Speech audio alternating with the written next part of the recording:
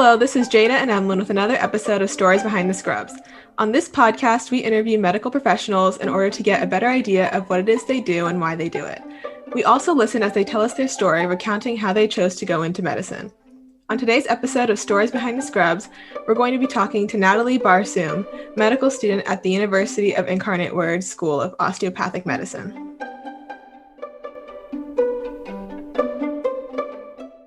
Hi, ladies. Hi. We're finally doing this. I know. Yeah, well, it's nice to finally meet you. We're really excited because you're the first medical student we're going to be interviewing. So we're excited to hear things from your point of view. Awesome. If you're ready, we can just jump right into the high school questions. So what were your plans for the future when you were in high school? Were you interested in the medical field or was it something else? So whenever I was in high school, I actually wasn't fully sure what I wanted to do. I kind of was like flip-flopping on whether or not I wanted to go into sciences or into arts, because I did a lot of things that had to do with like a lot of art forms in high school. But then overall, I decided to choose science. So I went to the University of Houston main campus, and I went in fully intending on going to their optometry school. So that's why I selected that college. I also wanted to go to a newer college, and University of Houston's fairly new, and it was, tuition was really good, and it was considered like the best bang for your buck kind of school. So I was like, why not? So I went to University of Houston, and yeah, that's how it started. And what kind of things did you do for fun, like hobbies, extracurriculars? In high school or in college? In high school. Oh, I did a lot. So in high school, I was in a lot of things like tennis. I was in the band. I was in yearbook club. I did like the foreign language club, so like Spanish club, French club. I also did something. We have like a broadcasting group at our school, and it's an actual class that you can put into your schedule. So I did that for, I believe, 3 years. And so a lot of those things took up my time. Everything else was kind of just like, I did something called Destination Imagination. It's actually something that I still do. I am an alumni. I go judge those. So that's like the biggest thing I would say I've continued since from like high school. Well, Emlyn actually does a lot of DI, so she was very excited to hear that. You do? Yeah. Awesome. Yeah, I've been doing DI since I was in first grade. Awesome. So what is your favorite challenge to do? I would say my team tends to juxtapose between fine arts and scientific. We really like prop building. Same. We always stuck with like, I think it was always either challenge C or D, where it would be the art one. Yeah, we really enjoyed those, and it feels so validating to kind of like watch the like community grow and be able to participate in judging. So I definitely recommend that once you graduate.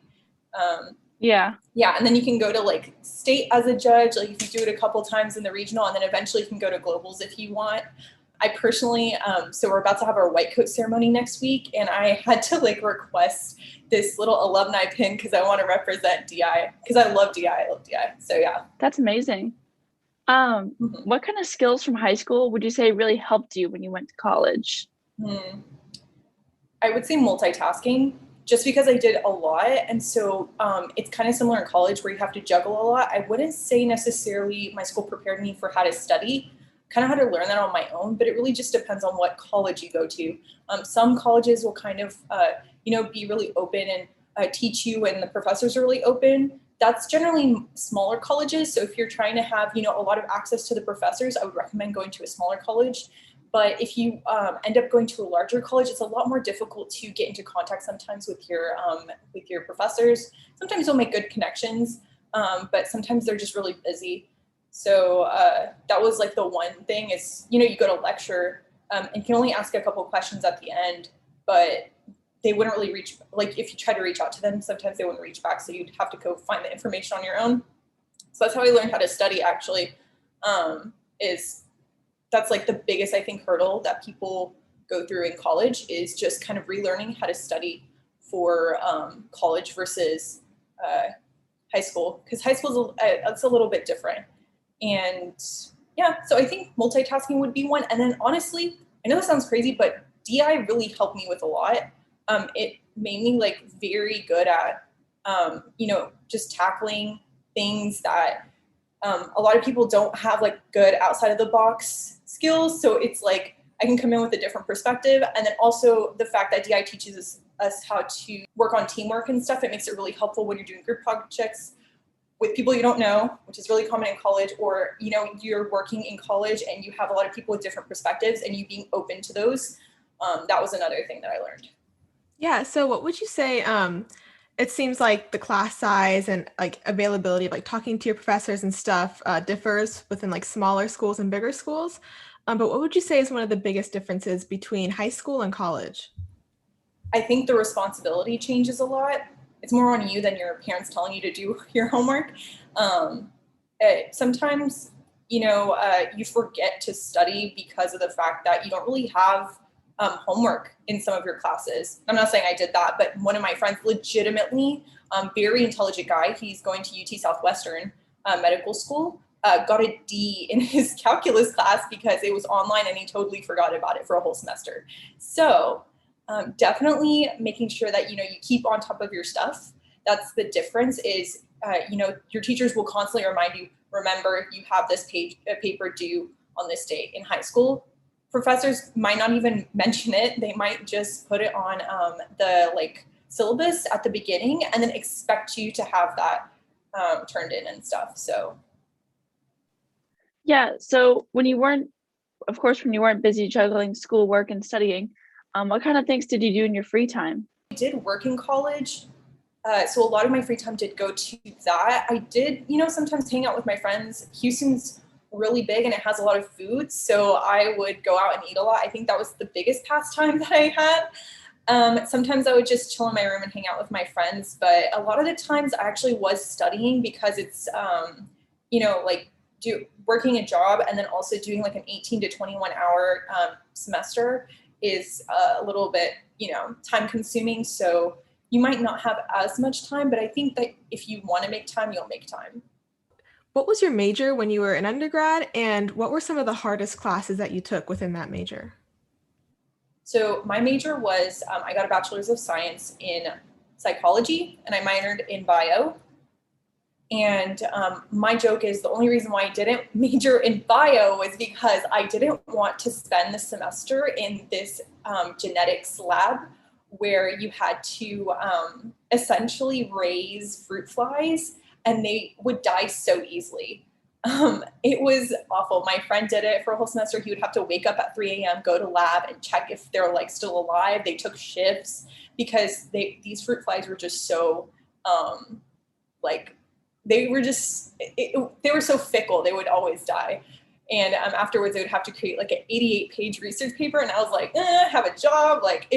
As long as I can juggle a completely different major from science, because I'm kind of trailing off, I digress. But when it comes to you wanting to do a medical profession, you have to do some classes that are called your prerequisites.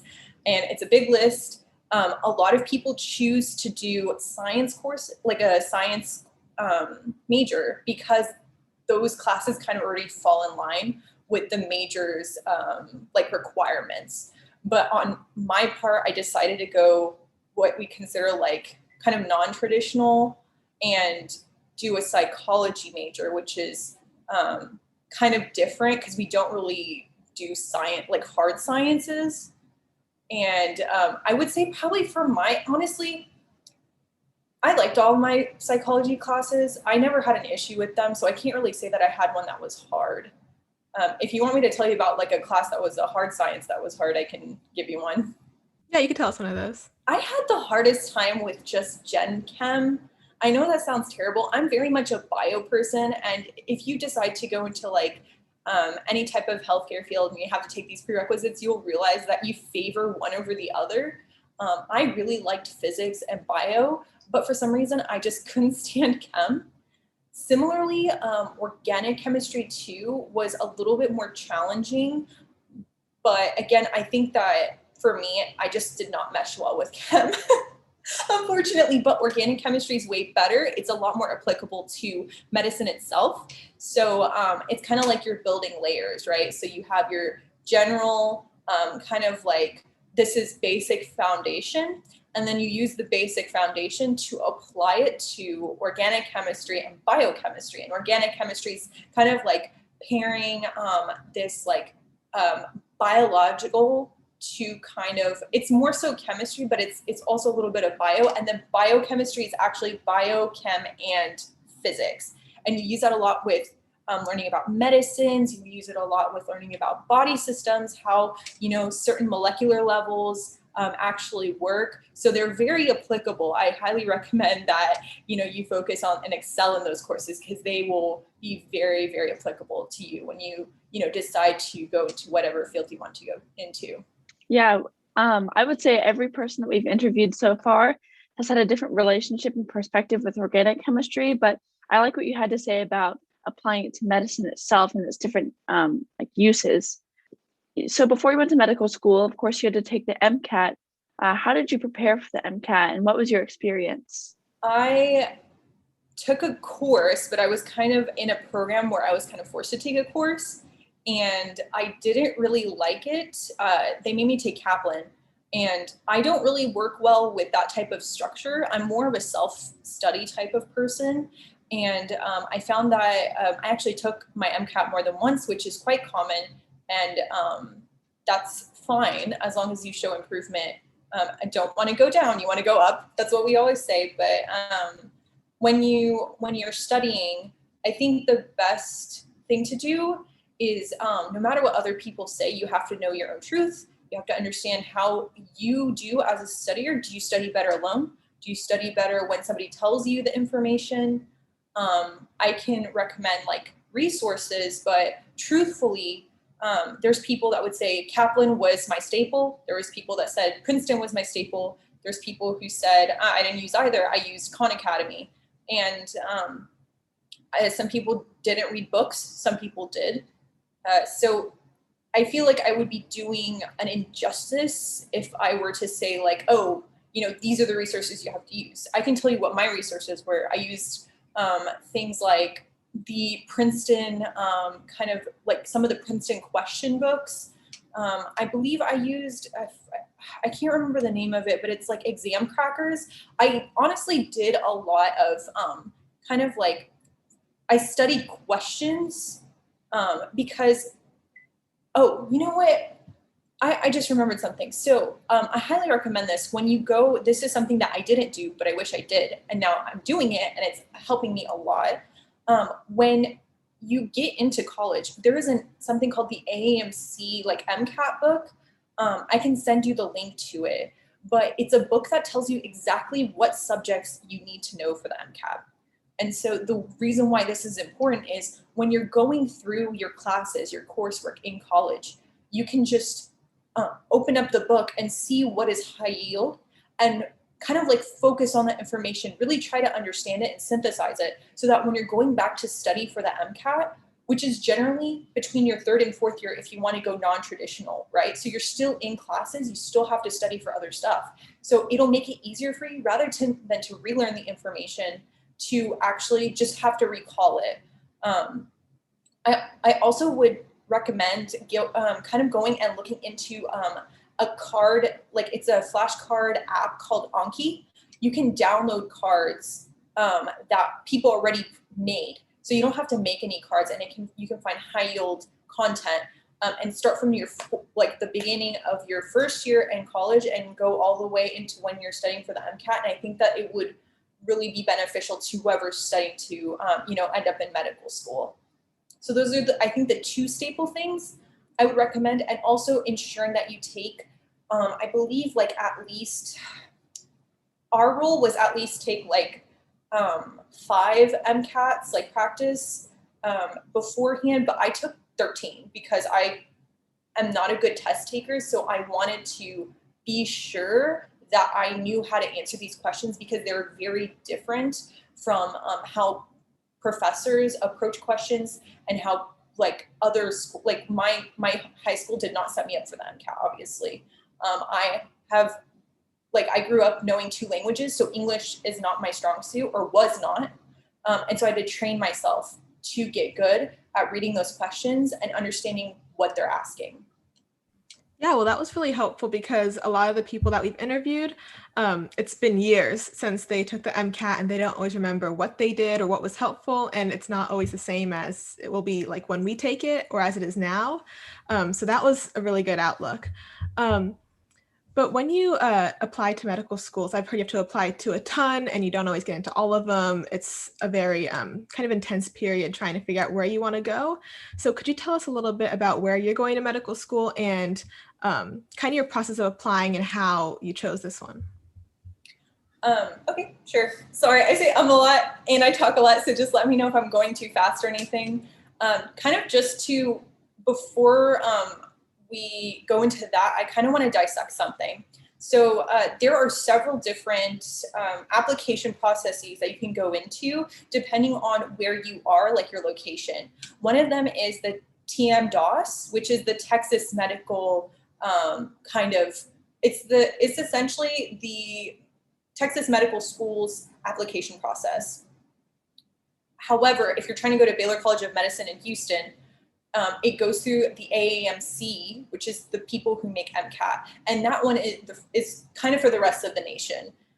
The only other application process that's different is the DO one, which is the ACOMAS, and they all work a little bit differently. I will say that the way that the TMDOS works is that it works in a match-based system, so you can get pre-accepted into some of those medical schools.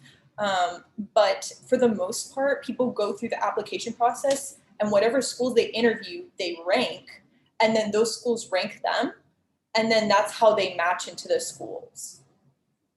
For ACOMAS, it's different. You get accepted to however many schools you want, and you can essentially put in a deposit to hold your place, and you can choose whether or not to go into whatever schools you get accepted to. So that's kind of the difference. I can't speak for AMC because I actually haven't gone through that process. So I can kind of give you a little bit of a route of how I actually ended up in DO school. Whenever I was going in to my graduating year, I was kind of like done. I knew I needed a break. I was burnt out. And so just like, I'm not going to apply. I am just going to take a break. My sister was like, Natalie, you're crazy. You know, you got the stats, just do it. But I was just so tired. And so I took a year off. And that's when I applied first time to both TMDOS and to ACOMAS. And something just didn't feel right. I felt like I was very dismotivated still. And I just didn't really feel like the passion that I had for medical school was really there. So I decided that I was going to kind of like do a little bit more, I guess like shadow-based work and see what it is that I was kind of missing, because I felt very, for some reason, just stuck. And that was when I went and started working at a DO's office. Now, I already knew what a DO was. I knew what, their kind of practices are, because my sister actually is just graduated from a DO school. So she was in a DO school at the time.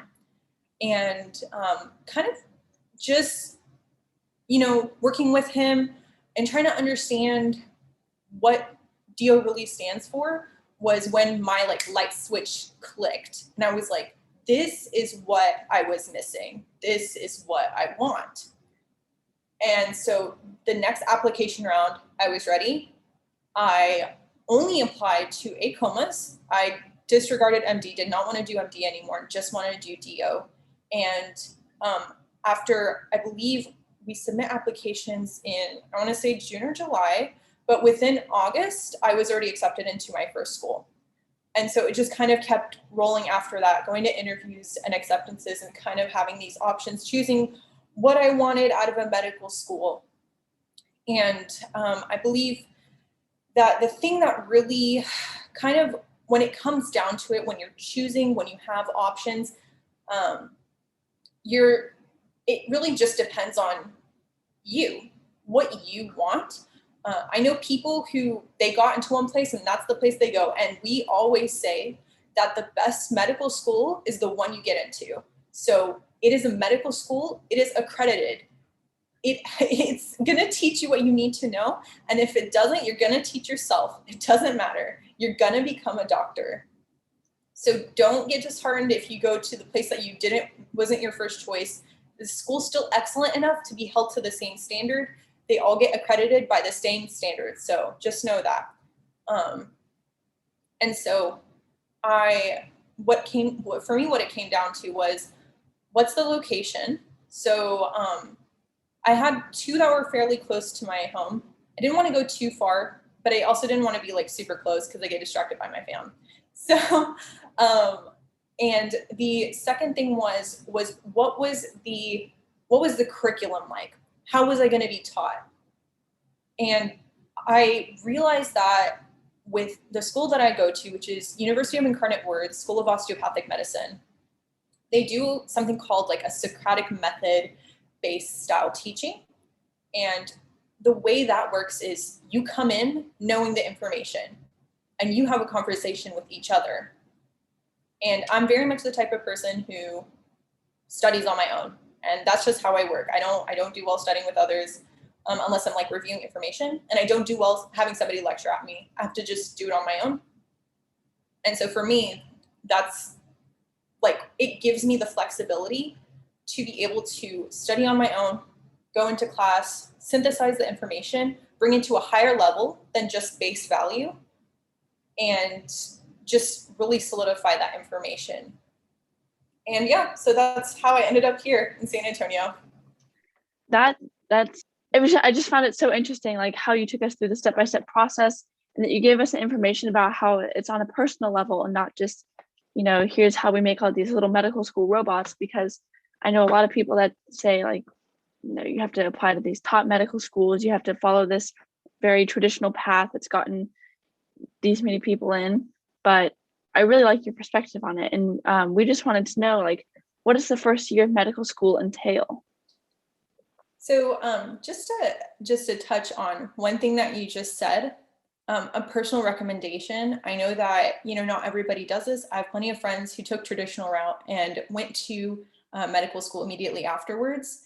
What I found was my friends who are now third years are severely burnt out because they tried to push through. I'm a firm believer of take a break, even though you don't know that you need a break. A lot of medical schools do appreciate when you take time off and show that you have, perseverance and you want to take become, kind of mature yourself a little bit more before heading into medical school. And I think that really did help me with my first year. So my first year was a little bit different than a lot of other, I guess, medical school first years. I was one of the COVID kids. So a lot of med school was actually on Zoom. Now, I mean, I'm very much used to doing online classes because I would have to take my psych classes online while I did my hard science classes in lecture. So it was something that I was used to. Now, for other people, they did not like that, but you gotta work with what you gotta work with. For me, I never had like a moment where I was in first year where I was really stressed or anything. I think that when you go in and that, you have like confidence in yourself, you don't have imposter syndrome, then it goes pretty smoothly. And I will say that I think that my first year went a lot smoother than some other people's first years. A lot of people struggled with imposter syndrome. Do I actually belong here? Do I deserve to be here? And I'm just going to say it. You got accepted just like everybody else. This wasn't a mistake. You deserve to be here. And I think that's what people fail to realize too. So I guess I can kind of give you like a little bit of an overview of how first year kind of goes. It's kind of similar to second year. So our first 2 years are didactic courses. They teach us in a system-based like format. So we started with musculoskeletal system. Then we went into, I believe, heme-onc, and heme stands for like blood. Onc is kind of cancer. So that was one unit. Then we moved into immuno. And the last unit we had was, what was the last unit? GI, sorry. Everything kind of like gets meshed together. So yeah. We kind of went in, I think every 8 weeks or so. We spent 8 weeks learning about all of this content, and then we would take a test at the end. For our tests, it's a little bit different. I know a lot of med schools, they do kind of like the multiple choice. Our school is open response or free response. You have to type out your responses, and essentially that's how you're graded. So that's, and it's like a 6-hour exam, which is kind of egregious, but it'll prepare you for long exams when you have to take your board. So I'm not complaining.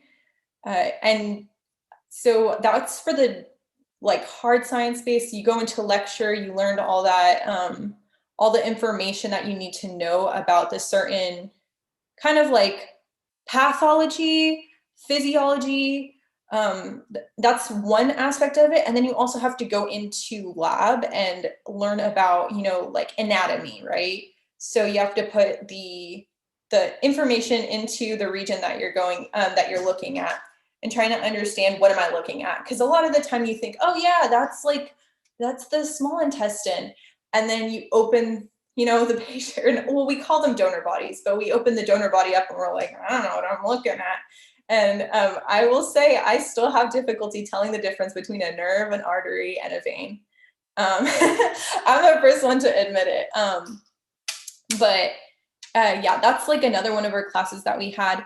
And there is like clinical classes we have as well. So it teaches us how to, perform a physical exam, or how to perform kind of like extracting information from the patient, kind of, getting their background, or kind of getting information clues. Because sometimes the patient, we always say that the patient will tell us what's wrong with them. So like, we don't really always need to, I guess, like do all these tests. We can kind of pinpoint what exact tests we should do based off of what the information that the patient gives us. And I believe that's all of the classes. Oh, and then there's one other class. Sorry, this is my favorite class, actually. I don't know why I forgot this, but we do small groups where we kind of look at cases, try to extract information out of them, and we go research the case on our own and come back and kind of do that Socratic method where we talk it out. And that's a lot of fun, because it's just like a little bit of a different mix-up. We like to play games when we do it, and everybody takes turns playing a different role, so it's a lot of fun. And kind of with the clinical thing, we also do, and this is where I know that one of the questions is like, what's the difference between MD and DO? And this is kind of where it differs. So a lot of medical schools do the things that I've explained. If they don't, then like that's weird, because all medical schools should be doing that. The only difference is we do an extra class, and it has to do with osteopathic manipulative treatment, or osteopathic manipulative medicine. So we call it OMT or OMM. And so what we do is we learn how to diagnose patients with somatic dysfunctions. And essentially, the best way I can explain a somatic dysfunction is like you have like a musculoskeletal issue that is kind of bringing you pain, or it's indicating some type of visceral or like within the abdomen kind of issue. It's everything's kind of connected in the body. I think that really like comes back to the 4 tenets of osteopathic medicine, which is the body, the mind, the spirit. It's one unit. It's the body as a whole. The mind is contributing, and the spirit. So we don't just treat the body, right? We treat, the patient. We treat their soul. The second thing is that, the body is self-regulatory. It can heal itself. It has capabilities. So we don't always want to jump to pharmaceuticals, right? We want to try to like bring it back to as much as normal as we can, and then try to see if we can help mitigate some of the pain or some of the discomfort, some of the symptoms that they're experiencing. Doesn't mean that we think we're 100% curing this patient and that we shouldn't give them medication. We're just trying to bring them to as much of normal as possible so that they don't have to rely on medication as much. And actually there's two more tenets, but I think the last one kind of just connects all of them. The third one is that structure and function are interrelated, which means that if the structure is the way it is, then that's how the function will work. I know that sounds really weird, but it's like every structure in the body has a purpose. And that's kind of the best way I can explain it. It's hard to like try to explain it. It's more one of those things where you kind of get it. But the last thing is we use that treatment and we use all of those top 3 tenets to treat the patient with the understanding of those top 3 treatments. And that's really the difference between osteopathic medicine and allopathic medicine, is that one distinctive feature. And I feel like a lot of people think we're chiropractors. We're not. Chiropractors have a firm belief that, like, a lot of the times, I'm not saying they all do, they do sometimes use osteopathic treatments to treat patients, but a lot of them think they can 100% correct like whatever the patient's issue is with chiropractic treatment. And that's not the case. Like, osteopaths don't believe that. We just try to, like, help bring the body back to its normal is the goal. And we don't always do like the crazy like neck cracking. Sometimes it's just like what we call like myofascial release. So, you got like this knot in your back. Well, we can help release that kind of like it's kind of a shortened muscle and it kind of bulges. That's what that knot is. So we kind of help release that. You're getting a lot of pain in that area. Oh, we can just really, you don't need medication. We can just kind of help you release it like that. Or, oh, my neck, I feel like I have a crick, and so I'm like always standing like this. So we can help with using what we call high velocity, low amplitude, which is just a funny, like, I think it's a funny way of saying that we very gently guide your joint back into the place that it's supposed to be, because sometimes it's stuck. But yeah, it's a lot of things. I could go like all day and talk about it. So I don't want to like, drag on too much about it. Yeah, well, that was interesting because I thought there would be, I don't know, not really knowing a lot about the difference. I thought it would be a bit bigger, but it's interesting to see that they're actually very similar, except for a couple, beliefs that you guys have. But I saw that like it said that most students still tend to go through the traditional like medical doctorate path, but that osteopathic medical schools are starting to grow in popularity. And you may not know the answer to this question, but why do you think becoming a DO is starting to gain so much popularity? Yeah, I think we live in a society right now that is very health conscious. I think we have the luxury of being health conscious in this particular, country. And a lot of people are very self-aware about medications. They read up a lot. They don't always want to have to rely on a pill for something. And osteopaths believe in a lot of like holistic style medicine. So, sorry. I know that we had a lot of patients that would come in that actually would rely on Chinese medicine to mitigate some of their issues. And we accepted, that's like the type of treatment that they wanted. And we would give them, kind of beneficial information about supplementation, what they can take.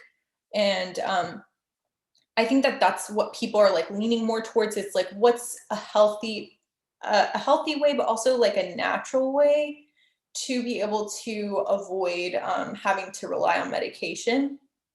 So I know that, there's, I might be saying this wrong, but our patients would come in and they would complain of like, I believe like hypertension, and it wasn't like super strong. And so we recommended they would try something called Baluque, which is, it's made from a type of worm, actually. Yeah, but it's like something that's natural that they could try to take instead of immediately relying on medication just because they're a little bit hypertensive. Or actually, I think it was a blood thinner. Don't quote me on that. This is a very rare like supplement. This is not something that you go into the grocery store and get. I'm pretty sure actually it was a blood thinner and people didn't want to go on aspirin for it. But yeah, I thought it was so bizarre, but sometimes it makes sense. There's patients that would come in and they would be complaining of like a lot of like kind of mold situations where they were exposed to mold. And a lot of the ways that you kind of get that out of your body is actually with a molecule called glutathione. Your body naturally makes it, your liver synthesizes it, but you can run out of the stores really easily. So we would recommend patients to take that sometimes or give them IV. So it's kind of like that. It's not like, it's something that's controlled. We're not dosing the patient with like high levels of like essential oils. It's not that. We don't recommend essential oils, but it's very, how we say, it's what is the word? I always get this wrong. It's like research stuff. It's stuff that we know works. And yeah, so I guess that's like the other difference, but I know there's a lot of MDs that kind of work in that similar fashion. And I think that's like kind of why DO is starting to grow, is because people see like they want to go to a school that teaches them how to like take care of a patient and not just take care of a symptom. And I'm not saying that MD schools don't teach you how to take care of a patient whatsoever. I am just saying that DO, as I know, emphasizes it heavily, and really tries to teach you a lot of like philosophical and compassionate things. And so I think that adds an extra layer. Also, DO is fairly new in comparison to MD, so they've had a good head start. I think it's only been recently, I believe, that within the past like 50 years, or maybe I'm living in like 2000s, it's probably within the past 60, 70 years that we have been able to actually practice in all of the states in America. So it is a fairly new thing. It's within the past, like since the 1990s, 1910s, I believe. And so you have to like take that into perspective too. Oh, I forgot to mention, it might help that also because like, so we do have residencies that are specific for DOs, or we used to, but now we have something that has happened where it's called a merger. And so MD and DO residencies kind of no longer exist. It's, if you go to an MD school or you go to a DO school, you just apply to the like those places. They can be like historically MD or historically DO, but anybody can apply to any of them. And DOs used to be able to apply to MD residencies, but MDs could never apply to DO because you needed to know OMT. And there was no way to test them on OMT, right? Because they never had the classes. But now it's like we've become more unionized and like it's, more like one. So now I guess we're kind of getting more blurriness, right? Which is important because we shouldn't distinguish the two to the point where it's like one's inferior to the other. They're both very much equal. Well, thank you for that. I think it was very helpful for a lot of people who are curious about the difference between MD and DO. You definitely went into a lot of depth on that. And we just wanted to take a step back, and we noticed that you had said that you lost some of your passion like coming out of college before you had applied to your cycle of medical schools. And we were just wondering like where that passion was rooted and what you think like affected it. So like I said, whenever I first came to University of Houston, I had wanted really just to go into optometry because at the time I believe it was considered like the top like third optometry school in the nation. So it was very, I'm going to go in, I'm going to do the like all the prerequisites and get in and become an optometrist. And I guess I slowly realized that, and this is nothing to say anything about optometrists. The reason why I wanted to go into optometry is because I have a lot of eye problems and I was around a lot of optometrists whenever I was growing up. So I knew that they treated me and I wanted to be that type of person to somebody else. Going into like more of my classes and going especially into kind of like anatomy and physiology type classes, I realized that the eye wasn't the only thing I was interested in.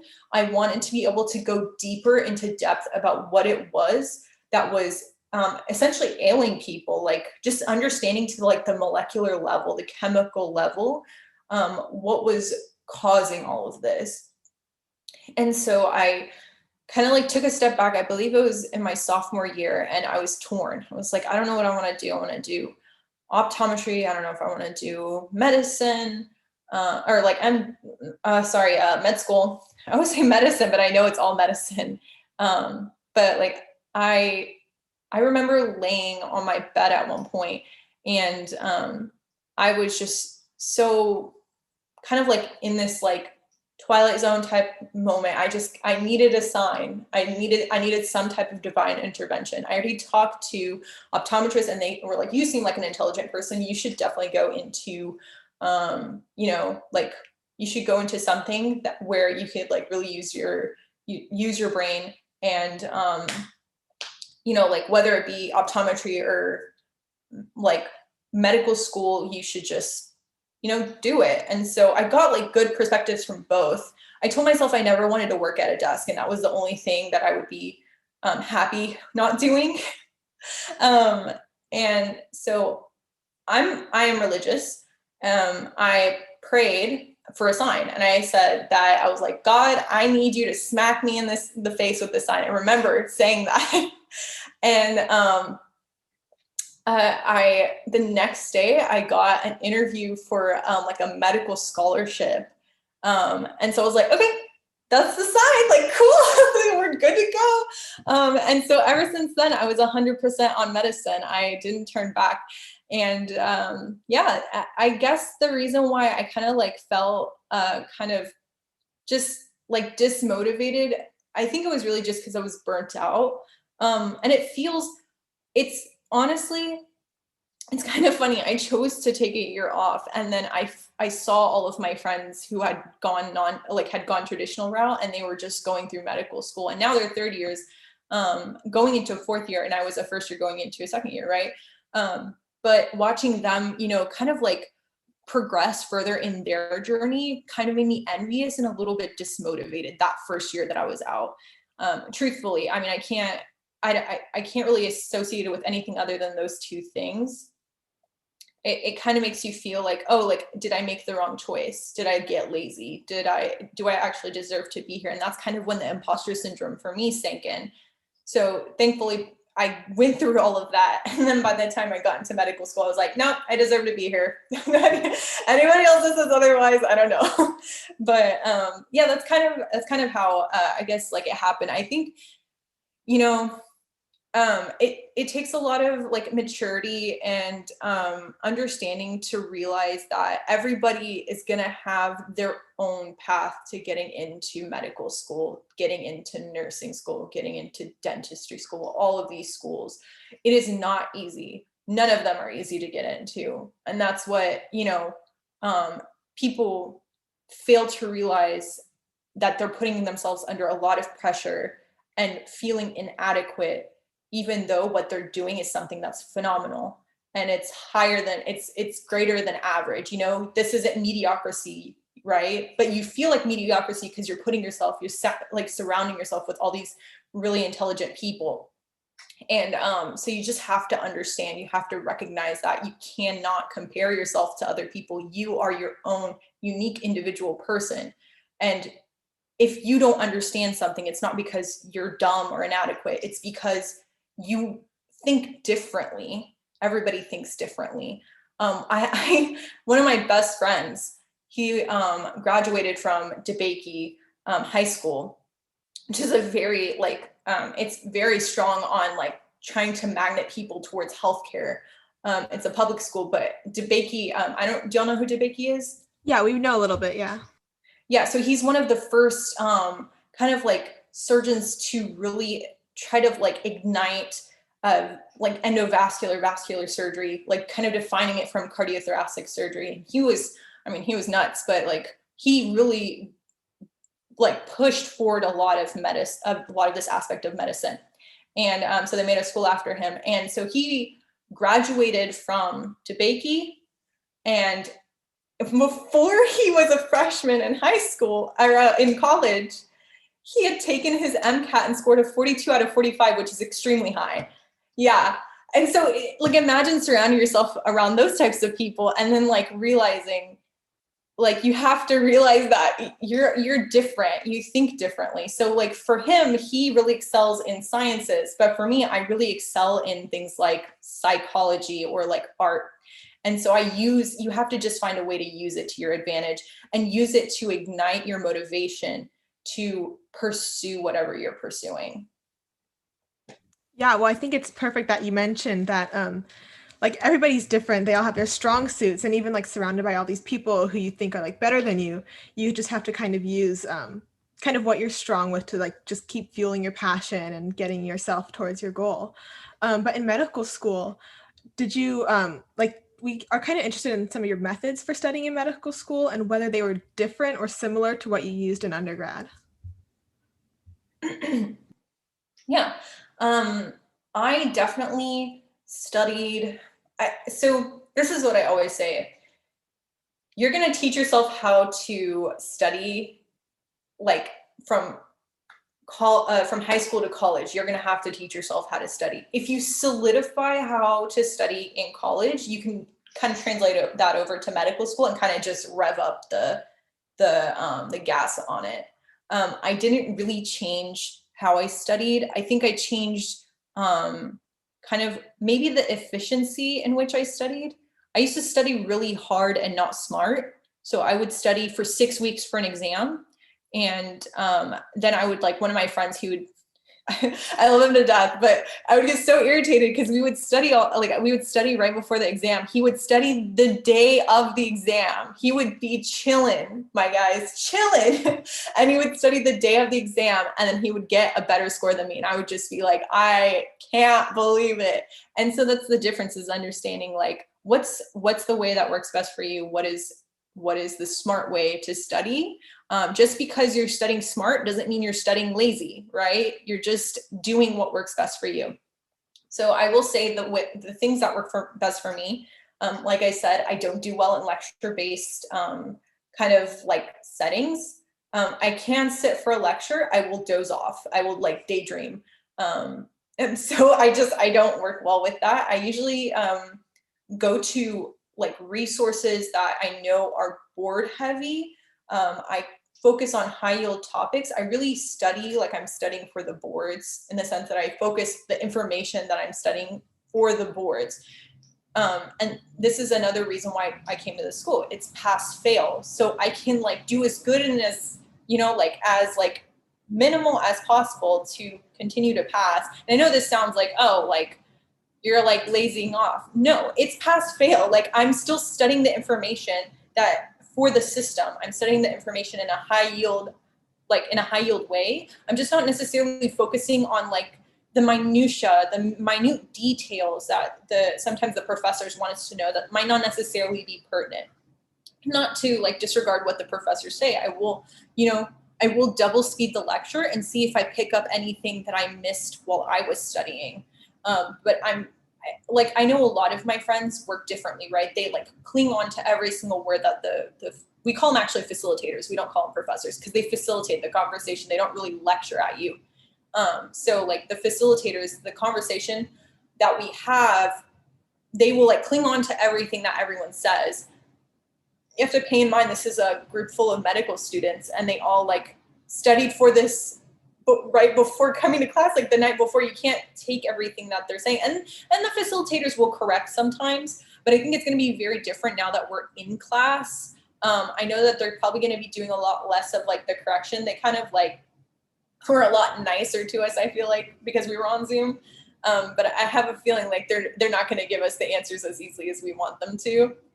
And so yeah, they do well, and they recall the information fine. I think I just want to focus on really like going hard on the things that I know are high yield. And kind of similarly to the advice that I gave y'all with the AAMC book, when you get into college and start focusing on those high yield things, it really does help, because now I'm able to have conversations about information that I learned like last year, this time, right? And it's like being able to retain that information in your head, that small little detail, right? Like that, this one disease has this one specific marker on it that we use to test. It's easy to forget, but by using stuff like Anki every day as a staple, going to things like Boards and Beyond, Pathoma. We have another one called Sketchy Medicine that we use, and it uses a lot of like pictures that are actually really helpful. And if you combine that with Anki, it's extremely beneficial. So I that's essentially like what I use. I also use a lot of textbooks. My favorite one is Robbins and Cotran. I actually have it like right next to me. I always tell people this is my boyfriend. I think it's like 1,000. Well, without the index, it's like 1,000 like 300. Yeah, 1,330 something. So it's really it's got a lot, but it's got a lot of good, rich content that's very actually like, it helps you synthesize the bullet points that you see in the high yield topics. And that's kind of what you want to do. You want to see, like you want to get the full picture, and then you want to extract the bullet points from it. But you still want those bullet points to remind you of the full picture, right? And that's kind of how Sketchy works, right? So they give you the little bullet points, but they kind of tell you what's going on in the background on like how something happens. So yeah, if you're a textbook reader, I recommend you, like, if you like the textbooks at hand, buy the textbooks. Just invest. You're already wasting your money. You're already indebted your soul to the government with all the money that you've now spent. So why not a couple more? But if you're good with ebooks, generally your school will probably provide all of the ebooks for you once you're in medical school, not necessarily for college. Yeah, I think that was definitely very helpful. I know Jada and I both have a friend that is similar to your friend, and we'll study the night before while we study for a week in advance. And it's so frustrating that when they do better, of course, but I've heard of Sketchy Medical before, and it's like the really interesting, I guess it's like drawings, but it's got like a ton of information packed within one. So we just wanted to wrap up this interview with the last question we ask all of our guests, and it's just, what is the day in the life of a DO medical student like? I feel like I'm like awesome. I feel like I'm going into like one of those, you know how like med school vlogs are a big thing right now? Mm-hmm. I feel like this is like my moment to shine with my med school vlog. Somebody told me to make a med school vlog, and I was like, I don't think that's productive. I don't think that's gonna. I don't think I'm gonna do well in medical school if I can't multitask that good. I don't know how they do it, but yeah. So I guess it depends. I can give you kind of like a summer breakdown of what I do, and then also like during the school year. So during the school year, generally wake up, and the first thing I do is my handy dandy on my phone, ready to go, my Anki cards, the new Anki cards that I've matriculated in for the day, and I start working on those. I usually wake up early. I'm quite an early bird, and so it actually helps wake me up a little bit because I'm usually groggy in the morning, so I'm like, but it's one of those monotonous things that like, if you know the card, you can like, it just helps solidify it. And then it'll help you like kind of wake up. So I do that for a bit, and then I'll get up, get ready, and then I'll come sit here because this is Zoom school. But otherwise I would just walk over across, because I live at the apartment complex, like it's like walking distance. Like my apartment faces the school, and I would walk to class, and it just depends on the class. But I would go to class from, are we trying to skip class? I was kidding. Usually I didn't go to class. I would watch the lectures like afterwards, because you can double speed, triple speed them. So it's a lot more efficient than sitting 2 hours and, kind of like dozing off. It helps you keep focus when you're listening to it at an increased speed. So again, I'm still watching the lectures. It's just me sitting there isn't beneficial at all to me. So I would go to SIGs, which is the small group, and then I would afterwards go back to doing Anki until 12. I would eat lunch with my roommate, and then I would decide what I was going to do for the day. I'm terrible at keeping those like little like planners, but I'm trying to do it. I need to do it. I need to get better at that. Usually just like leave a sticky note around, or my desk is like expo marker writable, so I would just like write it on the side. But always getting the number one thing I always do is I have to get my Anki cards done for the day, because if you fall behind, the algorithm doesn't work. So it's like you're starting over, so you don't want to do that. So making sure I finish Anki, Depending, usually I finish around 2 o'clock, and then I will start to go over like information that like just kind of like review and then also learn. Um, if it was like the night before a SIGS case, I would study that for 2 hours, and I don't give myself any more than 2 hours. I would just really try to solidify it, open the Anki cards for it, study the Anki cards, and then I would try to do like some of the large group stuff. And usually it's kind of difficult to explain like what exactly I'm studying because it really truly varies per day. So I would just say that I study from, that 10 a.m. period, 2 hours, take a little break to eat, then continue to study all throughout the day. I usually cap out about it like, I would say like 7 or 8. I'm not like, I don't really have much brain power around that time. So then once I'm like completely out, then I'll eat dinner, take a little bit of time to kind of like just like do whatever I want to do. Usually it's cleaning. And then I will do my nightly routine, and I will sit in bed and do Anki until I'm completely done and then pass out.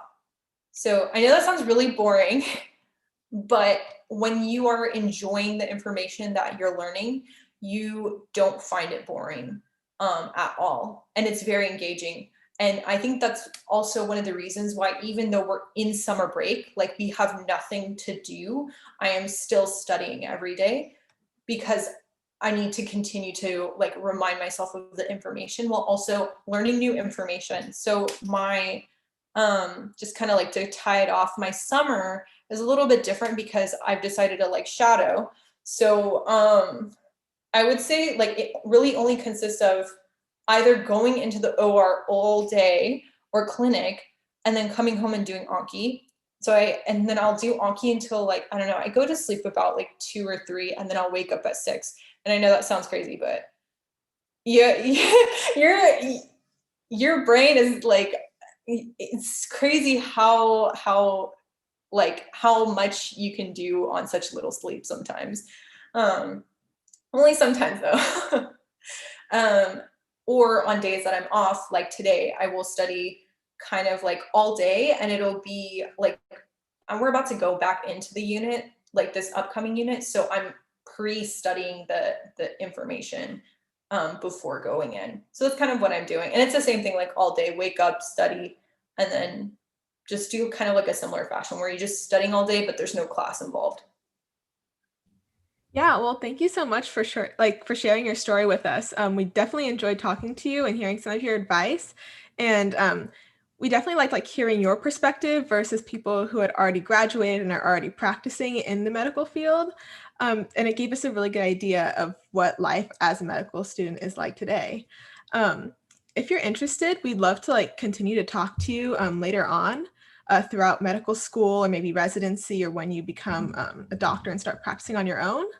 But yeah, that's all we have for now. Awesome. This was really efficient. This was great, guys. Thanks for letting me ramble for a whole hour by myself. That was awesome. Yeah, I had a lot of fun. I appreciate, you guys doing this, and I'd be more than happy to, do this again. I mean, Yeah. I certainly enjoyed it. And I think that it's nice to get a perspective from somebody who's a lot fresher than somebody who's, Yeah. Because even me, I'm only, what is it? Like, I'm only like now a second year, but I've only been out for 3 years. So like, I used like Exam Cracker, okay, so it's like 2-3 years, right? And I couldn't even remember Exam Cracker. I was like, what was that thing called? So, you'll start to realize that a lot of things, and even like common knowledge, you'll forget because you're like trying to learn so much information. Yeah. And that's okay. You have to understand that like you're going to forget other things, and just know that like, it's not that important. It's fine. Medicine's way more important. So thank you for allowing me to speak my truth. I'm gonna go study. I hope you guys enjoy the rest of y'all's day. Yeah, thank you. Of course. And again, if y'all ever, want to do another one of these or just want to have questions, anything like that, just let me know. I'm always available. Okay. Of course. Okay. Thank you so much. Thank you for everything. Of course. You guys have a good one.